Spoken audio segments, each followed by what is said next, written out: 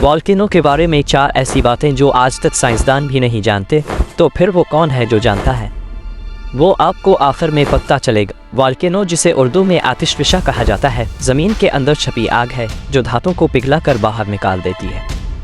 इसका दर्जा हरारत 800 से 1200 डिग्री सेल्सियस तक होता है। ये जहाँ भी फूटता है वहाँ की हर चीज़ को खाक कर देता है। साइंस की तमाम तरक्की के बावजूद आज तक कोई ये नहीं बता सका कि ज्वालामुखी कब निकलेगा, कितना निकलेगा, कहाँ से निकलेगा और कब तक निकलेगा। ये वो राज है जिसे सिर्फ इस आग को निकालने वाला अल्लाह जानता है, जो सब जानता है।